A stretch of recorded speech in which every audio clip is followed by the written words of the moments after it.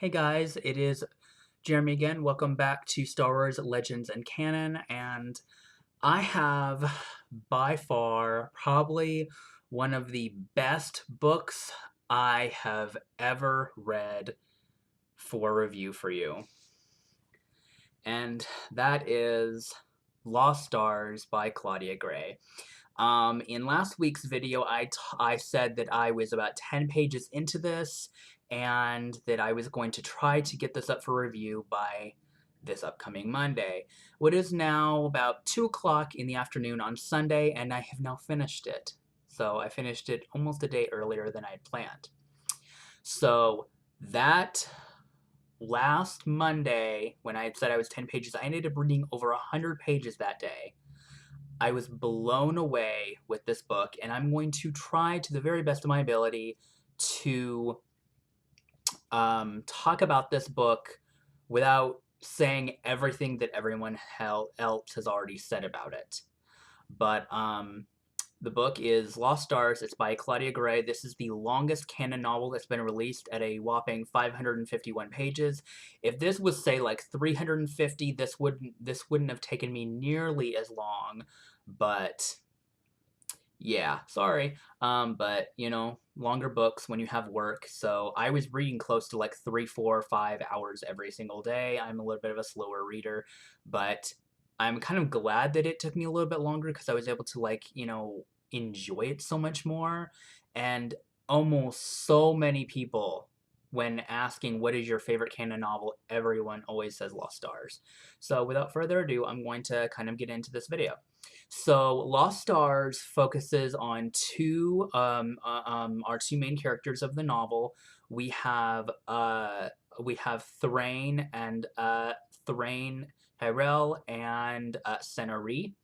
They are both very aspiring pilots that want to eventually go to the Imperial Academy, and that does in fact happen, which is not really a surprise. I mean, that happens very early on, like a chapter in the book, so that's not really much of a spoiler.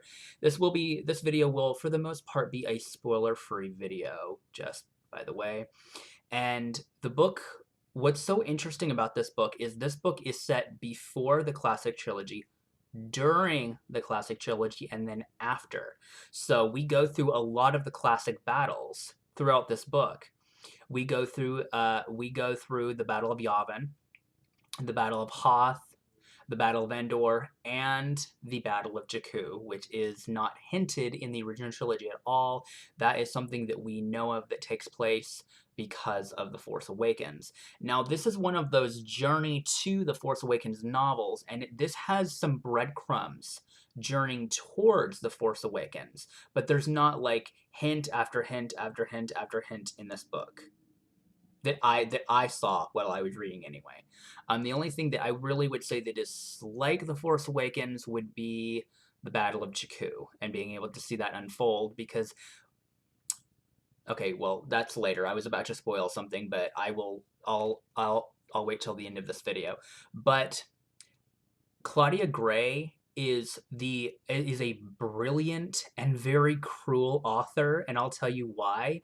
The way she writes these characters that makes you feel like you're there. Like the entire time, hours went by as I was just engulfed into this novel.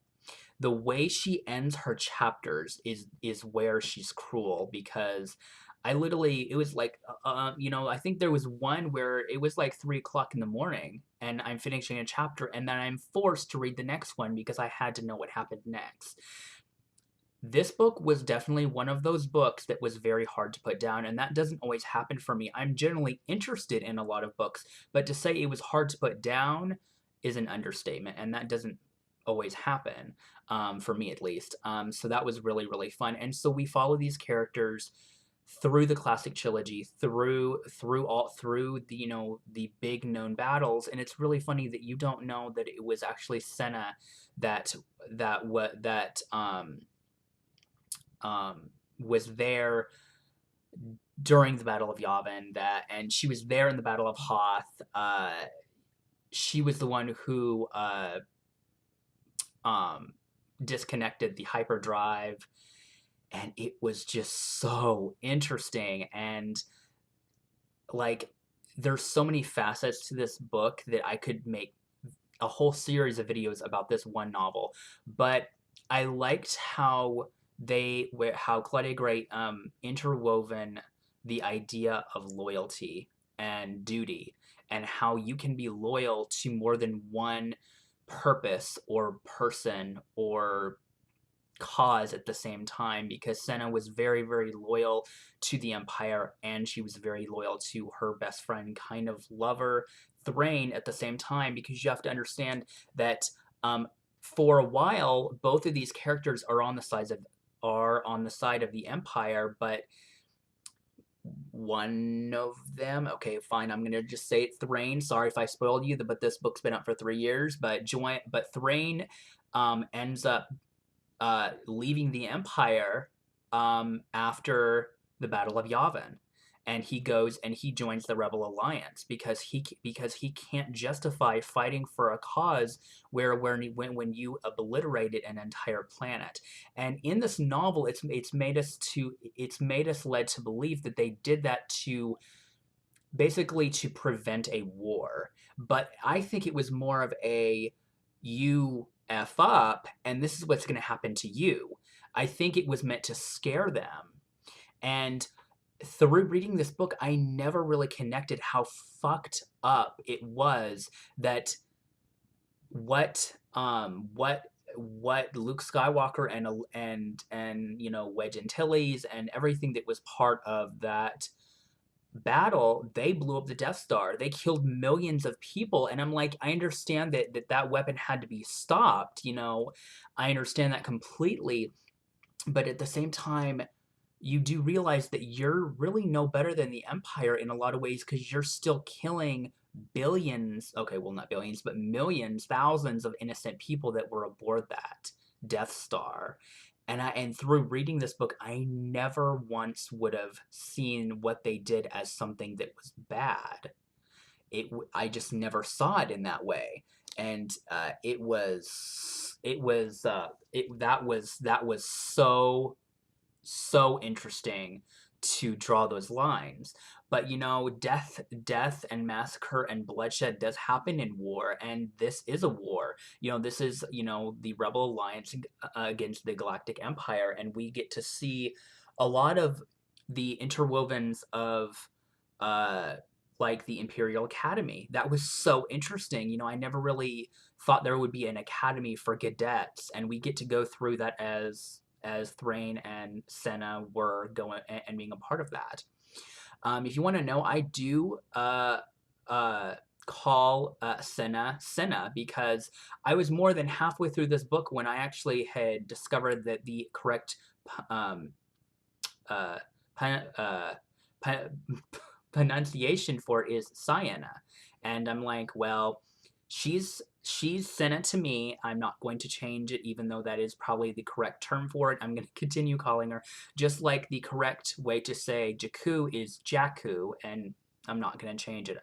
When I read it for the first time, I thought it was Jakku. Other Star Wars fans have called it that, so yeah. But what's really interesting about this novel, and a lot of people bring up the moral code. How can Senna and Thrain still be, still like love one another and still be lovers and everything if one of them is not on the same side?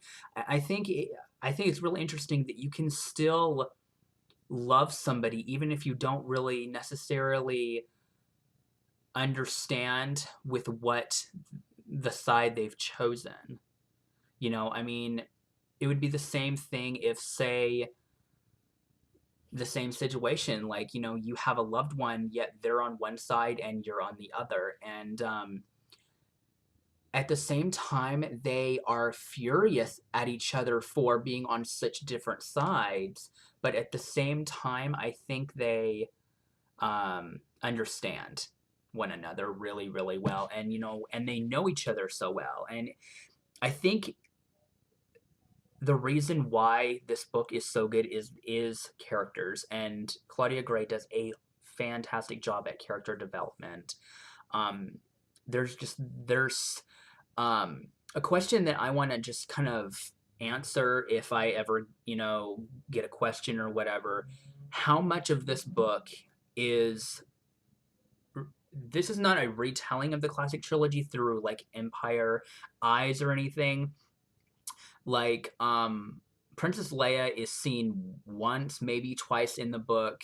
Han Solo is mentioned once. Luke Skywalker is mentioned a couple times. So for the most part, a lot of the main story of the original trilogy is in here, but it's not mentioned. Like through this book, we don't know how Darth Vader dies. We don't know how Emperor Palpatine dies.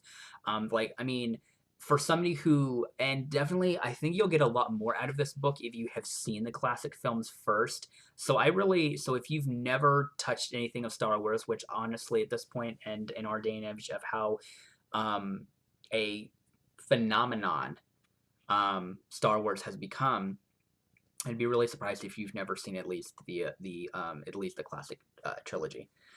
But this book just had just interwoven so much, and it was one of those where I had a slight spoiler for myself, and then I got to the end and I realized that spoiler was actually incorrect.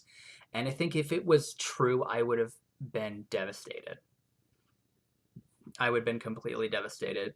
So, and so this is going to be where the spoiler section is going to kind of drop in. So if you have not read this book, I really recommend that you go away or come back after you have read it. For the most part, this is one of my favorite books of all time. As of this current moment, Lost Stars is my favorite book I have ever read. So we'll see if this a book that will be better. And I feel like the only way this book could be better is if Claudia Gray writes another book. And I have 2 more of her other Star Wars books that she has. And having read this one makes me incredibly excited. And I will be having a follow-up video, which is going to be my fan theory of if there is a sequel to Lost Stars, who would be the main star of this book of said sequel, and when and where would it take place, and will we ever get one? So until then, non-spoiler people, I'll see you next time. Alright, this is officially the spoiler section, so there's not a ton in here, there's just a few things. What I loved about this book is the cover. I mean, I thought it was a pretty awesome cover before I read the book, but after I read the book, I love that this is the Rebel Alliance side, this is the Empire, and then we see the Star Destroyer that is pretty much on fire, that is about to crash into Jakku. It kind of melds the whole book in such a fantastic way. As I said, this is the longest novel of canon, and it took me a good minute to read. Okay, well, not minute, but you guys know what I mean. One of the things that happens in this book that I was spoiled on was I thought that Senna dies in this novel. And then we get to the part where we find out that she actually doesn't die, but she's been imprisoned. Now, I actually forgot to mention this in the non-spoiler section, so if you guys just don't care or don't want to read it, I will just go ahead and mention this. The way this book ends, though, makes me feel like this isn't a standalone. I know that Claudia Gray has said that she does, in fact, want to write another one of these books. She does want to write a sequel, but since she was asked to write this book by Disney Film Press, so that doesn't really give her the permission. Yes, you are allowed to in fact write one. She has to get permission. Personally, and this is going to be a bit of a repeat, if there is in fact a sequel to this book, I think that's going to be, if they do let her write one, and this is just, kind of theorized, I think it's going to be set after episode 9, if they ever do allow her to write another book. That's just what I think. I don't know for sure. But I loved this book. So, been almost 15 minutes of me ranting and raving. So, yeah, that was really the only big spoiler. But when I got to the end of this book, I loved it. I loved every single part of this book. The action is great. The characters are great. The dialogue is great. There were parts that I was happy, there was parts that I was sad, there was parts that I was angry. This book had just everything going for it. So, and I'm going to say this, if you only read one Star Wars book ever, please let it be this one, Lost Stars. This is the first ever Star Wars book I've ever read. And after finishing this, I was blown away. There is a manga adaptation to this book. There's only one volume out right now, and I am definitely going to be picking that up hopefully soon because I can't wait to see how they tell the story in manga form versus in written word.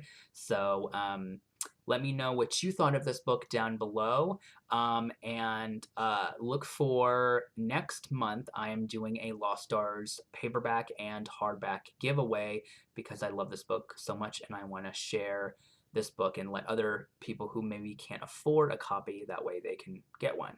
So let me know what you thought of the book in the comments below, and as always, may the force be with you.